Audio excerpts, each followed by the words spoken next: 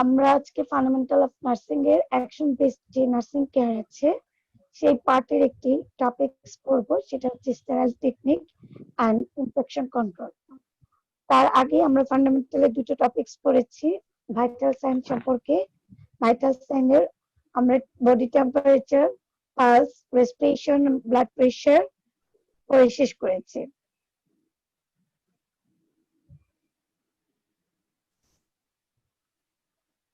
তো আজকে তারই ধারাবাহিকতায় আরেকটি টপিকস পড়বো, যেটা হচ্ছে sterile technique and infection control. প্রথমত আমরা ইনফেকশন কন্ট্রোলটা পড়বো, যে ইনফেকশন বলতে কি এবং নজরকমাল ইনফেকশন বলতে কি বুঝি। Infection is the presence and growth of microorganisms that produce tissue damage. ইনফেকশনটা হচ্ছে যেখানে আমাদের মাইক্রোঅর্গানিজম উপস্থিত থাকবে এবং সেই মাইক্রোঅর্গানিজমটা আস্তে আস্তে বংশবৃদ্ধি করবে বা সেখানে বংশ বিস্তার করবে, বৃদ্ধি হবে। সেখানে গ্রোথ অফ মাইক্রোঅর্গানিজমের কারণে আমাদের যে টিস্যু আছে সেই টিস্যুটাকে ড্যামেজ হতে থাকবে, সেটাকে আমরা ইনফেকশন বলি। আমাদের যে কোনো জায়গায়, আমাদের বডির যে কোনো জায়গায় আমাদের এই ইনফেকশনটা হতে পারে। The extent of tissue damage depends on the number of virulence of the organisms and the ability of the body to contain or destroy them. এই টিস্যু ড্যামেজটা ডিপেন্ড করবে যে অর্গানিজমের ভাইরুলেন্সের নাম্বারটা কতটুকু এবং সে কতটা বডিতে কন্টেইন করতে পারে, কতটুকু সক্ষম সেই ডিস্ট্রয় করার ক্ষেত্রে, সেই অর্গানিজমটা কতটুকু মানে অ্যাবিলিটি মানে শক্তিশালী যে সে আমাদের টিস্যু ড্যামেজটাকে ডিস্ট্রয় করতে পারে। Infection usually accompanied by inflammation. Infection থেকে পরে ইনফ্লামেশন হয়, সেখানে এক ধরনের ফ্লুইড জমে এবং সেখানে পাচন ধরে এবং সেটা ইনফেকশন হয়। সেই ইনফ্লামেশন মে অকার উইদাউট ইনফেকশন। এই ইনফ্লামেশনটা আবার ইনফেকশন ছাড়াও কি হতে পারে, কোনো ইনফেকশন নেই বাট ওখানে অ্যাকুমুলেট ফ্লুইড হয়ে বা সেটাকে ইনফ্লামেশন করে ফেলতে পারে। নজোকোমাল ইনফেকশনটা হচ্ছে যে একজন অসুস্থ নিয়ে আসছে একরকম হসপিটালে, এসে সে আরেকটি রোগের অসুস্থ হয়। সে প্রথমে নিয়ে আসছে জ্বর নিয়ে, পরে তার ধরা পড়েছে টিবি। তার মানে দেখাচ্ছে যে সে হসপিটালে ভর্তি হয়েছে একটি সমস্যা নিয়ে। সেই সমস্যা ছিল বডি টেম্পারেচার হাই ছিল, ফিভার ছিল, পরবর্তীতে তার আবার ধরা পড়েছে যক্ষা রোগ। তার মানে তার পাশে কেউ যক্ষা পেশেন্ট ছিল, সেই যক্ষা পেশেন্ট থেকে ট্রান্সমিট হয়ে তার শরীরে সেই রোগটা এসেছে। মানে যেটা হসপিটালে এসে হচ্ছে সেটাকে আমরা নজোকোমিয়াল ইনফেকশন বলছি। সেটার আবার আরেকটা নাম হচ্ছে hospital acquired infection. An infection occurred in hospital, nursing home or other healthcare setting is called nosocomial infection. যে কোনো জায়গায় মানে হসপিটালে অথবা নার্সিং হোম গুলোতে অথবা আদার হেলথ কেয়ার সেটিং গুলোতে কি আমাদের এই নজোকোমিয়াল ইনফেকশনটা হতে পারে। Patient in burn units and surgical units have the higher rate of nosocomial infection.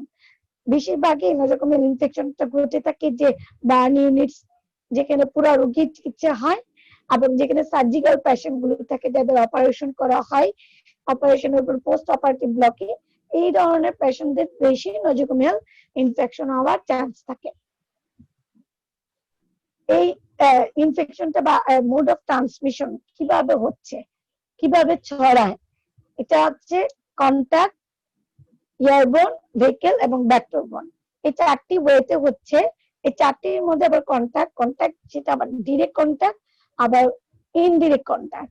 Direct contact with health care provider with client, মানে হেলথ কেয়ার প্রোভাইডার যদি ক্লায়েন্টের ডিরেক্ট কন্টাক্টে থাকে, যেমন touching, bathing, rubbing, toileting, urine and faeces cleaning, secretions from ক্লায়েন্টের secretions clean করে, এই যে ডিরেক্ট কন্টাক্ট, এই ডিরেক্ট কন্টাক্ট থেকেও কি তার ইনফেক্টেড হওয়ার চান্স থাকে। Indirect contact with fomites, clothing থেকে, bed linens, dressing, health care equipments থেকে, instruments used in treatment, specimen containers used for laboratory analysis, যেমন ব্লাড কালেকশন আমরা নিচ্ছি, তারপর হচ্ছে আমরা স্টুল কালেকশন নিচ্ছি, মানে স্পেসেস বা ফিসেস কালেক্ট করছি, কফ কালেক্ট করছি। এই স্পেসিমেন কন্টেন্ট থেকেও আমাদের ইনফেক্টেড হওয়ার চান্স থাকে। পার্সোনাল কেয়ার ইকুইপমেন্টস থেকেও কি আমরা যে পার্সোনাল গ্লাভস, মাস্ক, শু কভার, গ্রাউন্ড পড়ছি, এখান থেকেও ইনফেক্টেড হওয়ার চান্স থাকে। ডায়াগনস্টিক ইকুইপমেন্টস থেকেও কি ইনফেক্টেড হওয়ার চান্স থাকে। এয়ারবোর্ন মাধ্যমে কিভাবে হচ্ছে দেখি, যে inhalation microorganism carried by moisture or dust particles in air. কফিং, কাশি দিলাম, সেই কাশিটা আমার কাশি থেকে শ্বাস আরেকজন শ্বাস নেবে, তার শরীরে সেটাতে মানে তার শরীরে এন্ট্রি হয়। টকিং, কথা বলতে গেলে। স্নিজিং, আমরা যে হাঁচি দিচ্ছি সেখান থেকে। ভেহিকেল, যে এই যে এয়ারবর্নটা থেকে এই যে কফিং, স্নিজিং, আমরা যে এখন করোনা ভাইরাসের কথা বলছি, এই করোনা ভাইরাসও কিন্তু এখন এয়ারবর্ন সরাসরি বলছে না, কিন্তু কাফিং, হাঁচি কাশি মাধ্যমে ছড়াচ্ছে এটা বলছে। Vehicle contact with contaminated inanimate objects, যে আমরা ইনঅ্যানিমেট অবজেক্ট গুলো কি কি, water, blood, drugs, food, urine, এই এই যে এগুলি কি হচ্ছে, ওয়াটারটা কি পানির মাধ্যমে যদি কোনো জীবাণু হয়, সেই পানি যদি আমরা পান করি, তাহলে এটা একটা বাহন হিসেবে আমাদের পানিবাহিত রোগ বলে আমরা ব্লাড বর্ন ডিজিজ বলি। যেমন একজনের এইচআইভি পজিটিভ আছে, তার রক্ত আমার হাত কেটে গেছে, আমার রক্তের সাথে মিক্সচার হয়েছে, তার মানে কি একটা বাহন, ব্লাড টু ব্লাড কানেক্টেড হচ্ছে, ট্রান্সমিটেড হচ্ছে।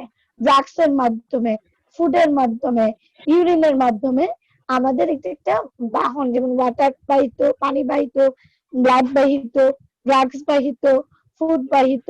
ফুড পয়জনিং, ফুডের মধ্যে জীবাণু ছিল, সেই খাবারটা আমি খেয়েছি, সেখান থেকে হতে পারে। এইভাবে যে কোনো বাহনের মাধ্যমে আমাদের বাহকের মাধ্যমে আমাদের শরীরে এসে পৌঁছায়, সেটা হচ্ছে vehicle. Vector borne contact with contaminated animal host, যদি কোনো অ্যানিমেল হোস্টের মাধ্যমে, অ্যানিমেল এবং ইনসেক্ট থেকে যদি আমাদের ইনফেক্টেড হওয়ার চান্স থাকে। এগুলো হচ্ছে আমাদের মোড অফ ট্রান্সমিশন, কিভাবে আমাদের শরীরে এই জীবাণু প্রবেশ করতে পারে, কোন কোন ওয়েট, কন্ট্যাক্ট, এয়ারবোর্ন, ভেহিকেল এবং ভেক্টর বোর্ন। এই চেইন অফ ইনফেকশন আছে, যে কিভাবে এই ইনফেকশনটা চেইনটা, যদি আমরা একটা চেইন ক্লোজ করতে পারি, তাহলে দেখা যাবে যে ইনফেকশনটাকে আমরা মানে শরীরে প্রবেশ করতে দেব না। সেটা কিরকম, ইনফেকশাস এজেন্ট থাকবে, একটা ইনফেকশাস এজেন্ট থাকবে, যেটা source of reservoir of infectious agent থাকবে। ইনফেকশাস এজেন্ট কোন সোর্সের মাধ্যমে আমাদের এজেন্টের হয়ে আমাদের শরীরে পৌঁছাবে, সেটা হচ্ছে ট্রান্সমিশন। তারপর হচ্ছে portal of entry, portal of exit from the source. এই যে পোর্টাল অফ সোর্স থেকে কিভাবে যাবে, এই দেখেন, infection agent, reservoir, portal of exit, যেখান থেকে যাবে, যে ট্রান্সমিশন হবে, পোর্টাল অফ এন্ট্রি, প্রবেশ করবে শরীরে, হোস্ট সাসেপ্টেবিলিটি, এবং হোস্টে সেটা প্রবেশ করবে। এখানে দেখেন যে কি হচ্ছে, একটা পজিটিভ এজেন্ট, পজিটিভ এজেন্টে বা ইনফেকশন এজেন্টে কি কি হতে পারে, bacteria, virus, fungus, protozoa, Adventist. এই জীবাণুগুলো কি করতে পারে, একটা রিজার্ভার হতে পারে, কিসের মাধ্যমে, কার মাধ্যমে, যদি কোনো পিপলের মাধ্যমে, এনভায়রনমেন্টের মাধ্যমে, ওয়াটারের মাধ্যমে সে প্রবেশ করে, সেখান থেকে পোর্টাল অফ এক্সিট হবে, কি করবে, সিক্রেশন করবে, এক্সক্রিশনস করবে, ড্রপলেটস করবে, স্কিনে প্রবেশ করবে, করে মোড অফ ট্রান্সমিশন কিভাবে, যে an indirect contact, fomite, infection, injection, ingestion, airborne, aerosols, এর মাধ্যমে কি করবে, সে মোড অফ ট্রান্সমিশন হচ্ছে, হয়ে আমাদের শরীরে প্রবেশ করছে। পোর্টাল অফ এন্ট্রি, কোথাও হাত কেটে গেছে, এই যে হাত কেটে গেল, সেখানে কি, যে broken skin, mucus membrane, gastrointestinal, respiratory, urinary tract, এর মাধ্যমে কি প্রবেশ করবে।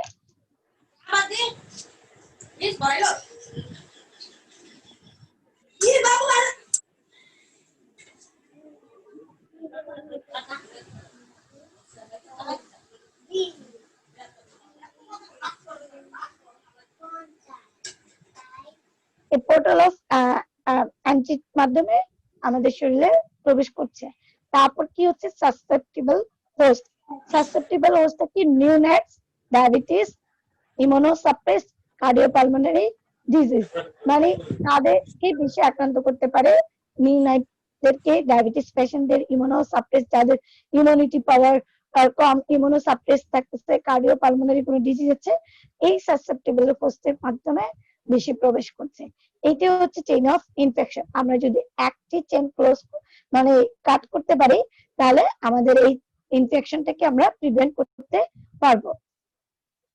ঠিক একই রকম এখানে আরেকটা ফ্লোচার্ট দেওয়া আছে। Standard precaution for infection control. Infection control করার স্ট্যান্ডার্ড কিছু প্রিকুয়েশন আছে, যে পূর্ব কিছু পদ্ধতি আছে কি মাধ্যমে, স্ট্যান্ডার্ডের মাধ্যমে আমরা ইনফেকশন কন্ট্রোলটা করতে পারি। ওয়াশ হ্যান্ড, আমরা যদি হাত ধুয়ে ফেলি, যেটা আমাদের এখন করোনা ভাইরাসের ক্ষেত্রে বেশি বেশি বলা হচ্ছে যে আমরা 20 সেকেন্ড ধরে হাত ধুবো।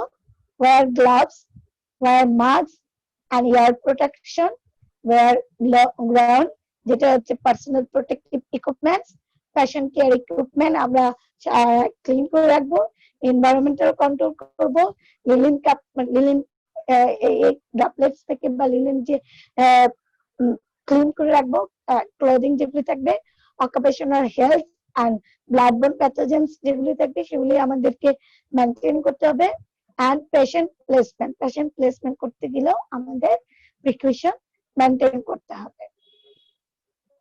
How to control hospital infection, কিভাবে আমরা হসপিটাল ইনফেকশনটাকে কন্ট্রোল করতে পারি। কারেকশন অফ ইনফেকশন এর general condition before operation, operation করার আগে যে যে কো রিঅ্যাকশন থাকতে পারে ইনফেকশনের সেগুলিকে আমরা ম্যানেজ করার চেষ্টা করব, এবং জেনারেল কন্ডিশন গুলো আগে থেকে চেক করে নিব, করে সেটার ব্যবস্থা করব। Identification port of entry organisation, আমার কোন কোন অর্গানাইজেশন মানে পোর্ট থেকে আমার এই অর্গানাইজেশন এন্ট্রি করতে পারে বা প্রবেশ করতে পারে সেটা আমাকে আইডেন্টিফিকেশন করতে পারবে। Drainage of on infection if present যদি থাকে, রিমুভ অফ আইভি ক্যানোলা, আমাদের এই আইভি ক্যানোলাও রিমুভ করতে হবে, যে এই পদ্ধতিতে ইয়েতে আমার অর্গানিজম এন্ট্রি করতে পারে। Guard sterilisation in large vial operation, অবশ্যই আমাদের যে ভায়াল অপারেশন করব সেখানে অবশ্যই গার্ড স্টেরিলাইজেশন করতে হবে, যে সেখানে নরমাল স্যালাইন দিয়ে একদম সেই জায়গাটাকে ক্লিন করে দেন আমাদেরকে অপারেশন স্টার্ট করতে হবে। হেলদি স্টাফ, ক্লিন ওটি, clean sterile instruments are needed. Staff যারা থাকবে তারাও কি সুস্থ থাকতে হবে, আমাদের ওটি যেটা থাকবে সেটাও ক্লিন রাখতে হবে, এবং একদম স্টেরাইল ইনস্ট্রুমেন্ট প্রোভাইড করতে হবে, যে সার্জিক্যাল যে অপারেশন করা হবে সেই অপারেশন পেশেন্টের যেন কোনো রকম ইনফেক্টেড হওয়ার চান্স না থাকে। Treatment with appropriate antibiotic pre and post operative, অপারেশনে যাওয়ার আগেও কিছু অ্যান্টিবায়োটিক ডোজ থাকে, সেটাকে শেষ করতে হবে, ট্রিটমেন্ট দিতে হবে, এবং পোস্ট অপারেটিভ এর পরেও কিছু অ্যান্টিবায়োটিক ডোজ আছে সেটাও কি ট্রিটমেন্ট করতে হবে। Careful on close, removal of dead tissue, prevention of haematoma formation, আমাদের কোনো ডেড টিস্যু যদি থাকে খুব কেয়ারফুলি আমাদের অন ড্রেসিং করতে হবে, এবং অনটাকে আমাদেরকে কি ব্যান্ডেজ করতে হবে, ক্লোজ করতে হবে। Covering the own with clean dressing, আমরা কি করব, যে ক্লিন ড্রেসিং যখন করব অবশ্যই আমরা কাভারিং যেটা করব সেটা যেন স্টেরাইল যে গজ থাকবে সেটা দিয়ে কাভারিং করব। Sending blood and urine for culture sensitivity, যার ইনফেক্টেড হচ্ছে বা ইনফেকশন হয়েছে তার ব্লাড এবং ইউরিন কালচার সেন্সিটিভিটির জন্য আমরা সেন্ড করব, যে তার অ্যান্টিবায়োটিক কোনটা তার জন্য অ্যাপ্রোপ্রিয়েট হবে। Infected person should be isolated, যে ইনফেক্টেড তাকে আমাদেরকে অবশ্যই আইসোলেটেড করে রাখতে হবে, পৃথকীকরণ করতে হবে, যেন তার মাধ্যমে আরেকজন পেশেন্ট যেন আক্রান্ত না হতে পারে। Restriction of infection person, infection পারসনের কাছে রেস্ট্রিকশন করতে হবে যেন যে কেউ সহজে প্রবেশ করতে না পারে বা ডিরেক্ট বা ইনডিরেক্ট কন্টাক্টে না যেতে পারে। Hospital environment should be helpful, hospital এনভায়রনমেন্টটা আমাদেরকে সবসময় neat and clean রাখতে হবে এবং হেল্পফুল রাখতে হবে। Early discharge of patients if possible to prevent spread of staff or other patient, আমাদের যে পেশেন্টকে যে আইসোলেশন রুমের থেকেও যে তার দ্রুত সুস্থতা করে তাকে হোম কেয়ারে পাঠাতে হবে, যেন আমার যে আদার যে হসপিটাল স্টাফ থাকবে তারা যেন তাদের মাধ্যমে যেন এই ভাইরাসটা স্প্রেড না হতে পারে। Prophylactic chemotherapy, local and systematic antibiotic. Prophylactic chemotherapy আমাদেরকে প্রোভাইড করতে হবে, লোকাল এবং সিস্টেমেটিক অ্যান্টিবায়োটিক এই ক্ষেত্রে ইউজ করতে হবে।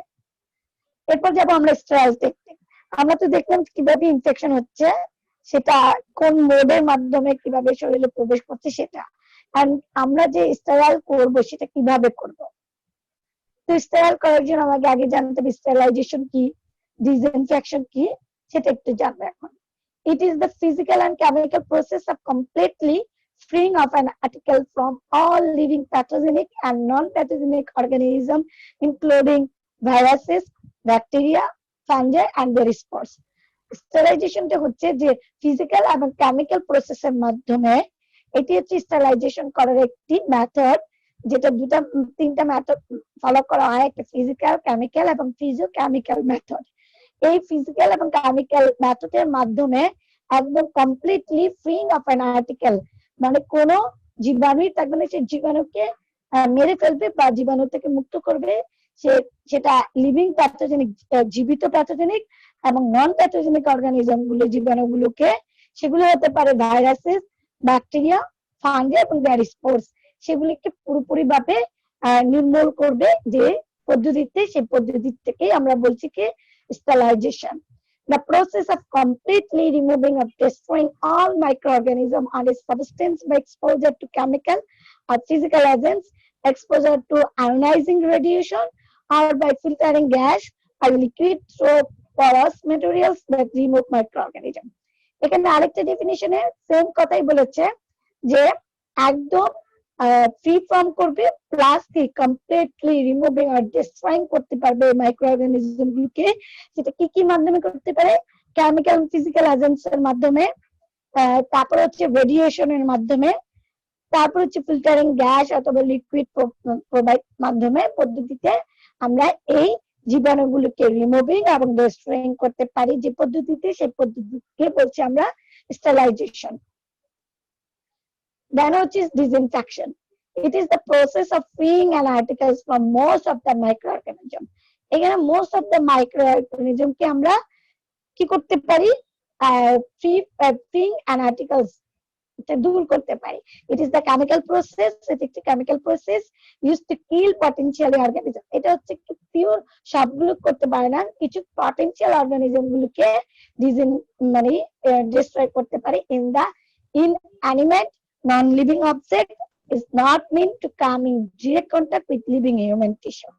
যেটা হিউম্যান টিস্যুতে একদম ডিরেক্ট কন্টাক্টে আসে না, সেই ধরনের জীবাণুগুলোকে নির্মূল করতে পারে। Hospital items that need for sterilisation. Hospital কি কি আইটেম গুলো স্টেরিলাইজেশন করার প্রয়োজন আছে? সেটা হচ্ছে sharp instrument, sterile by Lysol Dettol solution for 30 minutes, scissors, BP blade, তারপর হচ্ছে নাটস, মানে যেগুলি হচ্ছে আমাদের ইনস্ট্রুমেন্ট শার্প থাকবে। শার্প বলতে কি? সেগুলি ধারালো টাইপের কিছু। সেই শার্প ইনস্ট্রুমেন্ট গুলোকে কখনোই আমরা বয়লিং করব না, কারণ তার শার্পনেসটা চলে যেতে পারে। সেই ক্ষেত্রে আমরা কি করব? লাইজল এবং ডেটলের সলিউশনের মধ্যে 30 মিনিট সেটাকে ডুবিয়ে রাখবো, সেটাকে স্টেরিলাইজেশন করার জন্য। ব্ল্যান্ড ইনস্ট্রুমেন্ট যেগুলি কি শার্প না, সেই ব্ল্যান্ড ইনস্ট্রুমেন্ট গুলিকে আমরা বয়লিং করব, দেন আমরা অটোক্ল্যাপ করতে পারবো। যেমন আর্টারি ফোরসেপস, লিফটার, আরো অনেকগুলো ব্ল্যান্ড ইনস্ট্রুমেন্ট আছে।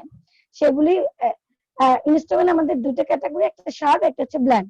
তো ব্ল্যান্ড গুলোকে অলওয়েজ আমরা বয়লিং এবং অটোক্ল্যাপ করতে পারবো, আর শার্প ইনস্ট্রুমেন্ট কে অবশ্যই আমাদেরকে লাইজল এবং ডেটল সলিউশনে স্টেরাইল করতে হবে। গ্লাস আইটেম এবং সিরিঞ্জ গুলোকে ফ্লামিং করতে হবে। রাবার এবং প্লাস্টিক আইটেম গুলোকে রেডিয়েশন আর ইও ওয়ে প্রদান করে সেগুলিকে স্টেরিলাইজেশন করতে হবে। গজ, কটন, টাওয়াল, গ্রাউন, ব্যান্ডেজ এগুলিকে সবসময় অটোক্ল্যাপ করতে হবে। তো মেথডস অফ স্টেরিলাইজেশন, সে আমরা কয়টা বলেছি স্টেরিলাইজেশনের মেথড? ফিজিক্যাল মেথডস এবং কেমিক্যাল এন্ড ফিজিওকেমিক্যাল মেথড, এই তিনটা মেথড আছে। তো ফিজিক্যাল মেথডস এর মধ্যে কি কি আছে? একটা হচ্ছে হিট, রেডিয়েশন, ফিল্টারেশন। হিট আবার হচ্ছে কয়েক রকম, একটা হচ্ছে সানলাইট, যে সূর্যের আলোতে আমরা হিট দিতে পারি। তারপর dry heat, moist heat. Dry হিটের মধ্যে রেড হিট আছে, flaming, incineration, hot air oven আছে। ময়েস্ট হিটে হচ্ছে টেম্পারেচার 100 ডিগ্রি নিচে টেম্পারেচার আমরা হিট দিতে পারি, অথবা টেম্পারেচার 100 ডিগ্রি রেখে দিতে পারি, অথবা 100 ডিগ্রির উপরে রেখে আমরা ময়েস্ট হিট দিতে পারি। রেডিয়েশন নন আয়োনাইজিং এবং আয়োনাইজিং। যে নন আয়োনাইজিং ইনফ্রারেড এবং ultraviolet, ionising x ray, gamma ray, এই জিনিসগুলো আমরা রেডিয়েশনের মধ্যে রাখতে পারি। ফিল্টারেশনের মাধ্যমে হচ্ছে deep filter, membrane filter, air filter. এই ফিল্টারেশন স্টেরিলাইজেশনের মাধ্যমে আমরা এগুলি কি স্টেরিলাইজেশন করতে পারি। এরপর হচ্ছে কেমিক্যাল। কেমিক্যাল মেথডটা হচ্ছে যে লিকুইড এবং গ্যাসিয়াস। লিকুইডের মধ্যে হচ্ছে alcohol, aldehydes, phenols, halogens, heavy metal, surface active agents, dyes. Gaseous এর মধ্যে হচ্ছে আপনাদের যে ফর্মালডিহাইড, ইথাইলাইন অক্সাইড, প্লাজমা এবং ফিজিওকেমিক্যাল। এগুলো আপনারা আরো ডিটেলস পড়বেন যখন মাইক্রোবায়োলজি টিচার আপনাকে পড়াবে তখন। আমরা এখানে ফান্ডামেন্টালি জাস্ট বেসিকটা আপনাদেরকে দিয়েছি। তারপর হচ্ছে বয়েলিং এন্ড অটোক্লেভ কি। যে বয়েলিং হচ্ছে it's method bacteria kill within 5 to 20 minutes in boiling water. আমাদের 20 মিনিটস ধরে আমরা বয়েলিং করব, যেখানে আমরা ব্যাকটেরিয়া কিল করতে পারি। Boiling is effective if the articles are free from greyish and are absolutely clean. Different articles are boiled for different period of time. এক একটি আর্টিকেলস আমরা এক একটি পিরিয়ডে টাইমে বয়েলিং করতে পারি। Autoclave, this is the method of sterilisation by steam under pressure. একটি নির্দিষ্ট আন্ডার প্রেসারে অটোক্লেভ করি আমরা। By increasing the pressure of steam its temperature is rise, এবং সেই ইনক্রিজিং আমরা টেম্পারেচার রাইজ করে সেই অটোক্লেভটা করতে পারি। It is safe method that provide a margin of safety for all types of equipment. আমরা অটোক্লেভ করতে পারি। The better pressure in 50 lb square inch at this pressure steam attains that temperature রাখতে হবে 121 degree Celsius. It destroys almost of all life including spores. Basically autoclave এর জন্য আমরা নাস্তা সবকিছু রেডি করে অটোক্লেভ সেক্টরটা আলাদা থেকে সেখানে প্রোভাইড করে দিই, সেন্ড করে দিই। ওখান থেকে অটোক্লেভ করে আমরা আবার আমাদের ওয়ার্ডে যার ওয়ার্ডে নিয়ে আসি। বয়েলিং করার যার ওয়ার্ডে আবার বয়েলিং করার মেশিন আছে, আপনাদের অটোক্লেভ করতে দেরি হলে আপনারা তখন বয়েলিং করতে পারবেন। ফুমিগেশন এবং কেমিক্যাল মেথডস। ফুমিগেশনটা হচ্ছে যে means disinfection by gas or vapour. আমাদের আইসিইউ, এনআইসিইউ এবং ওটি আমাদের এগুলিকে ফুমিগেশন করতে হয় কয়েকদিন পর পর, যে ডিসইনফেক্টেড করার জন্য। এখানে যেহেতু ওটিতে অপারেশন করা হয়, পুরো রুমটাকে ফুমিগেশন করা হয়। এবং যেই আইসিইউ, এনআইসিইউ সেখানেও পেশেন্ট ইনফেক্টেড পেশেন্ট থাকতে পারে, সেই পেশেন্ট গুলোকে ট্রিটমেন্ট করার পর নির্দিষ্ট একটি টাইমের পর পর আমরা ওই রুমগুলোকে ফুমিগেশন করি। This method is for clothing or book or disinfected room where there has been a patient with communicable disease. যেমন এখন বলছি না, করোনা ভাইরাস পেশেন্ট যেই রুমটাতে থাকে, সে যখন ডিসচার্জ হয়ে যায় সাথে সাথে সেই রুমটাকে ফুমিগেশন করা হচ্ছে। The articles being disinfected by fumigation must be exposed to action of the gas or vapor within a well-closed container for at least 12 hours. আমাদের 12 ঘন্টা ওই রুমটাকে বন্ধ করে রাখতে হবে গ্যাসেস ভ্যাপার দেওয়ার পর। Formaldehyde is the agent most commonly used for fumigation. ফুমিগেশনের জন্য সাধারণত ফর্মালডিহাইড ইউজ করা হয়। Chemical methods, the chemical substance called disinfectant such as Lysol, chemical যে সলিউশন গুলো আছে সেটা হচ্ছে Lysol, Dettol, ফরমালিন। এগুলো আপনারা সবাই চিনেন। এর মাধ্যমে আমরা কেমিক্যাল সাবস্টেন্স মাধ্যমে ডিসইনফেক্টেন্ট করি। The nature instinct of the agent used and its effects on the materials. Lysol যদি দেই 1:2 solution and it must remain soaked at least 4 hours and overnight is better. এবং রাতে ধরে পুরো রাতে যদি রাখা হয় তাহলে এটা খুব ভালো ফলাফল দেয়। দেন আমরা পূর্ব যে আমরা স্টেরাইল টেকনিকের আরো অনেকগুলো ধাপ আছে। এখন আমরা ইনফেকশন কন্ট্রোলের পরে পরে দেখেছি যে স্টেরিলাইজেশন কি কি মেথডে করা যায়। এখন আমরা দেখবো অ্যান্টিসেপসিস এবং অ্যাসেপটিক টেকনিক গুলো কি কি। অ্যান্টিসেপসিসটা হচ্ছে the practice of using antiseptics to eliminate the microorganism that cause disease। যে ডিজিজ কারণে ডিজিজ হচ্ছে সেই মাইক্রো অর্গানিজম গুলিকে ইলিমিনেট করা, দূর করা যে অ্যান্টিসেপটিক্স এর মাধ্যমে। অ্যাসেপসিস হচ্ছে the absence of bacteria, viruses and other microorganism, যেখানে কোনো ব্যাকটেরিয়া এবং ভাইরাস থাকবে না, মাইক্রোঅর্গানিজম থাকবে না, সেটা তৈরি করা। The term referring to practice used to keep an area free of disease causing microbes। মানে আমরা যে এরিয়াতে কাজ করব, আমার টেবিল, আমার যে বুকস, যে রেজিস্টার খাতা বা যে এই ট্রলিতে যেগুলি থাকবে, সেগুলো আমাদের সবসময় কি করতে হবে, এই সাবসিস করে রাখতে হবে, যে সেখানে ব্যাকটেরিয়া ভাইরাস যেন কোনো মতে না থাকতে পারে। There are two types of asepsis, একটা হচ্ছে মেডিকেল asepsis, একটা হচ্ছে সার্জিক্যাল asepsis। ক্লিন টেকনিক, একটা হচ্ছে স্টেরাইল টেকনিক। ক্লিন টেকনিককে আমরা মেডিকেল asepsis বলছি, স্টেরাইল টেকনিককে আমরা সার্জিক্যাল asepsis বলছি। তাহলে মেডিকেল asepsis কি দেখি। The practice of asepsis is designed to reduce the number of microorganisms present or reduce the risk of transmission from one person to another। যে আমাদের এই প্র্যাকটিসটা করতে হবে যে সেই জায়গায় মাইক্রোঅর্গানিজমের নাম্বারটা কমিয়ে ফেলতে হবে এবং সেখানে যেন মাইক্রোঅর্গানিজম প্রেজেন্ট না থাকতে পারে, এবং ট্রান্সমিশন হওয়ার রিস্কটাকে কমাতে হবে একজন থেকে আরেকজনের মাধ্যমে, যেন এটা ট্রান্সমিটেড না হতে পারে। It is also known as clean technique, যেটাকে আমরা ক্লিন টেকনিক বলে থাকি। এই ক্লিন টেকনিক মেনটেন করার জন্য all practice that reduce the number, growth,